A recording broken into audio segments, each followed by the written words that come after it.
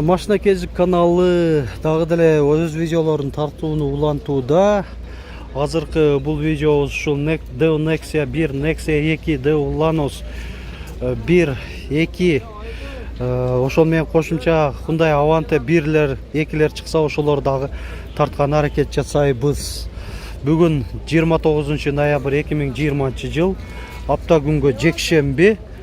Биз ошондо Жапалак Унаа базарындабыз. Аба ырайы ушундай ысып кетти. Азыр кеминде 4 градус болсо керек.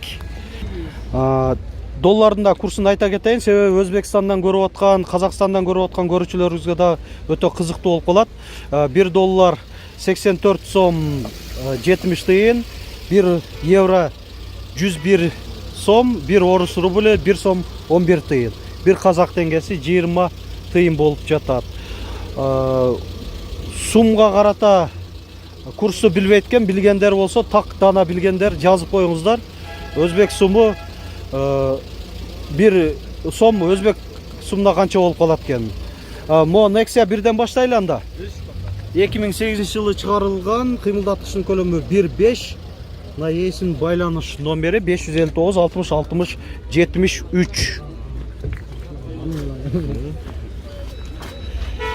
Арка жагынан көрүнүшү, дөңгөлөктөрү мында куюлган жистекен, протекторлору орточодон кичине начарыраак абал болуп калыптыр. Электропакет, кондиционер, гидравлика барбы? Жакшы. Магнитофон алып коюң деп атат. Мындаки чындап эле монитор менен навигация, DVD форматтарды окуйт экен. 100 канча? 160 миңби? Жакшы. Мына 2 Deo Nexia 1 тең, 1 адамга караштуу, өкө тең Корея сборкасында. Биринчи ушул сол тараптагыдан баштай берели. 1995 жылы чыгарылган. Мына эсин байланыш номери, кыймылдаткычтын көлөмү 1.5. Сигнализация барбы? Бар окшойт.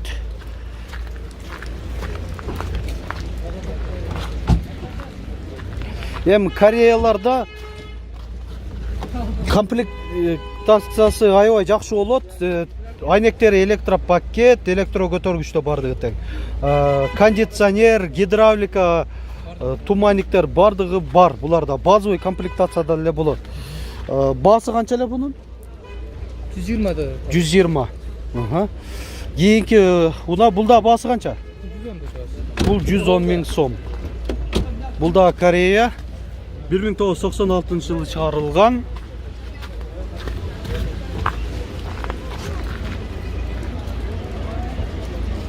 Nexia 2 широкий туманниктерди.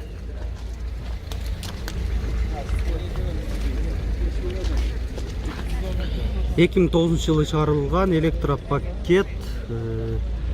Простой мотор деп жазып коюптур. Жөнөкөй мотор дегенин себеби 1.5 дегилер жөнөкөй болот. 1.6 ал баякы дон системасында болот. Баасы 190 миң сом, газ, бензин.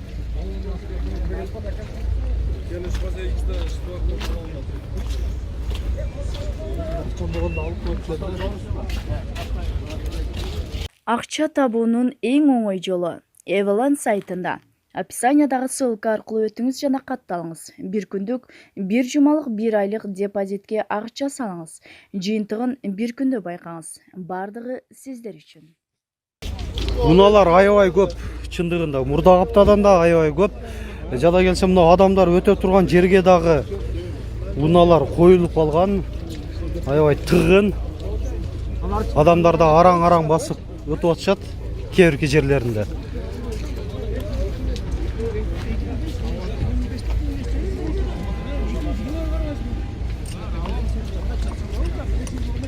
Nexia 2 мынандай куюлган жистери лосетин жистери экен, 4 дөңгөлөгү тең, жайкы, протекторлору жакшы. 2010 жылы чыгарылган, объему 1.6, мына ээсинин байланыш номерлери шум изоляция болгондо атат ээси. Мынандай күзгүлөрүндө да жакшы повторитель повороты бар экен коюлган. Ой, тайгаланып кетип атабыз. Кээ биркиде мынандай муз экен. Баса турган жерлер. Шум изоляция болгонбу? Полныйбы? Мынакей глухой болуп атат. Мынакей электропакет. Кондиционер жок экен, гидравлика бар. Жакшы. Орточо комплектацияда, бирок отургучтары мынандай кожаный чехол кадалган, подлокотник. Абалы деле жакшы көрүнөт, ичинен да сыртынан дагы. Баасы 250 000 сом, кеми бар. Ушул эле адамга караштуу Nexia 1. Кыймылдаткычтын көлөмү 1.5, гидравлика бар. Кондиционер жок экен, бунда дагы.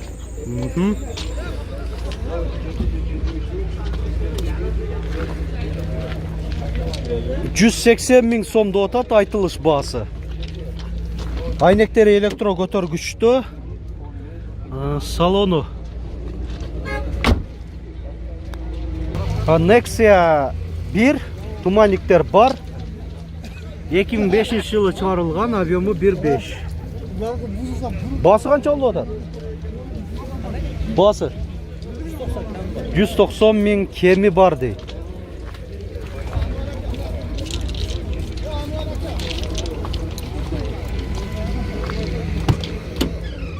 Электропакет, кондиционер, гидравлика бара. Максималдуу комплектация 180 беле, 190 беле. 190 000 кеми бар дейт.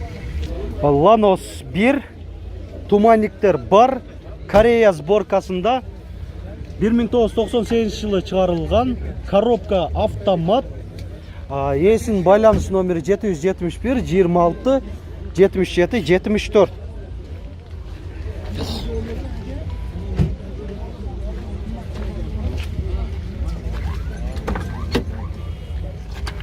Так, салону. Алдыңкы айнектер электро көтөргүчтүү, кондиционер бар, электро күзгүлөр, пробеги 235 713 километр, гидравлика болот буларда. Айтылыш баасы 150 000 сом. Lanos 2. Бул да Корея сборкасы. Дөңгөлөктөрү кышкы. 2001 жылы чыгарылган, кыймылдаткыч көлөмү 1.5. Баасы 165 000 сом. Коробка автомат экен бул дагы. Автомат. Салонун көрсөтөлү. 4 айнектен электро көтөргүчтүү, кондиционер, гидравлика бар. Lanos 1 1998 жылы чыгарылган. Объему 1.5, ээсинин байланыш номери 552 07 79 97. 150 000 сом деп атат. Hyundai Avante 1. Жок, 2. 4 дөңгөлөктөн ушундай куюлган дисктерде протекторлары жакшы, жайкы экен. 2000 жылы чыгарылган, объему 1.5.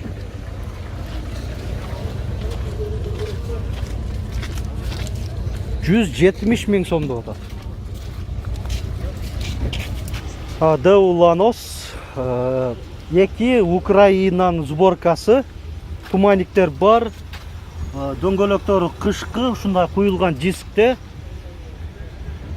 2006 жылы чыгарылган, объему 1.5, коробка механика.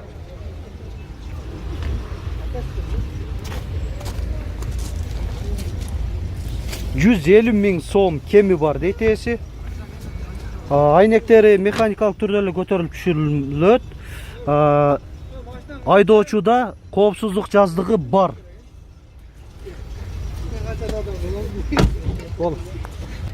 Nexia 1 2003 жылы чыгарылган, объему 1.6, ээсинин байланыш номери 550 77 77 42, газ жабдыгы да коюлган экен, газ бензинде. жүрөт.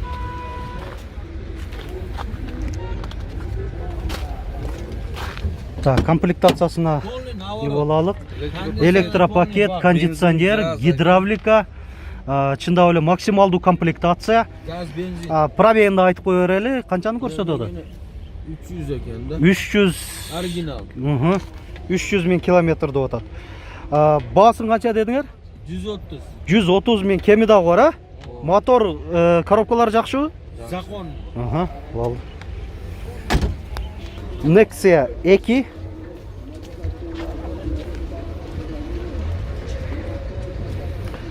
Мынандай фарларында кичине дагы доработкалар болгон экен. Неоны подсветка, ангельские глазки, туманниктер бар кичинекей. Дөңгөлөктөрү мынандай куюлган жесте, төртөттөн кышкы протекторлары жакшы. 2009 жылы чыгарылган, кыймылдаткычтын көлөмү 1.6.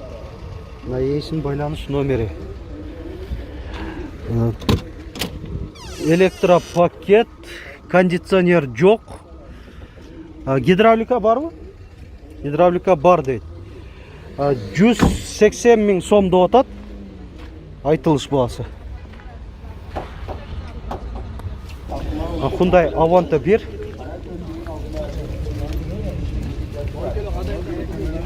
Bir 1996 жылы чыгарылган, объемы 1.6. Эсин байланыш номери 222 код менен 0441 экен. Баасы 100 000 сом. Nexia 1, туманниктер бар. 2008 жылы чыгарылган, объемы 1.5.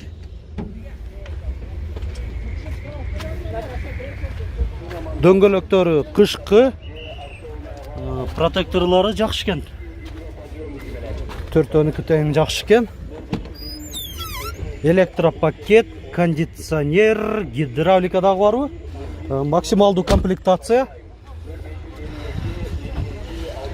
Кандай байкайсыңар, кондиционер бар деп та комментарийде сурап калат.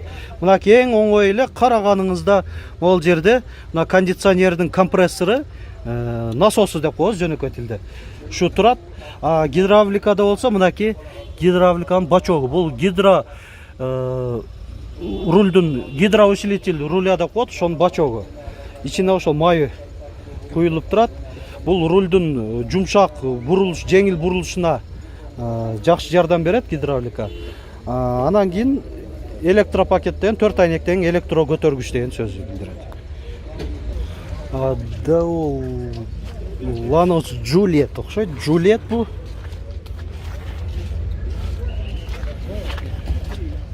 2010 бу. Juliet болуп калат да. Juliet Украинанын сборкасы экен да. Жакшы.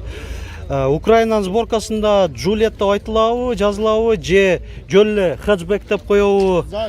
Билбейбиз. Мынаки баасында жазып койгон 90 000 сом, мына эсин байланышынан бери. Да, машина кечкан. Ова Juliet деп жазылбайт экен. Себеби корейскийде могу жеринде чекелеринде Juliet деген белгиси дагы болот. Так, салон көрсөтөйүн. Эң эле жөнөкөй комплектация экен, а? Айнектерди эле көтөрүлүп түшүнмө, механикалык турда кондиционер жок, гидравликада эле жокпу? Жок экен, эң жөнөкөй. Бирок газ бар окшойт, а? Жок. Просто газ баллон коюлмаган, коя хамыгы тайы. Калган баягы форсунка, немеле магистралдар бардыгы тең бар, а? Бир эле газ баллонду эле коюп коюш керекпи? Эми принципе чала бар экен деп кое берели, а? Чала бар экен. Ба болду рас эле? Канча болду эми? 70ке сурады. Мотор коробка барды тең ордунда? Жакшы эле. 70ке кичине кошсок берип берет экенсиңер, а? Азыр мына Chevrolet эмес, кебиркилери мына жылы жаңырактары мындай ЗАЗ деп Запорожецтин немеси болуп калат, Запорожьеден деген шаарынан чыгат, ошонун эмблемасы турат. Жылы жаңырактарда, жылы кичине салыштырмалуу эскиректерде Chevrolet эмблемасы болот. Мына Daewoo Nexia 2 абалы жакшы экилерди сурагандар болсо, мына шуну сунуштайбыз. Туманниктер бар, кичинекей туманниктерде. 2010 жылы чыгарылган, объему 1.5, баасы 250 000 сом. Дөңгөлөктөрү жайкы, протекторлары жакшы экен. Комплектациясына мына берсек, мына жабык турат.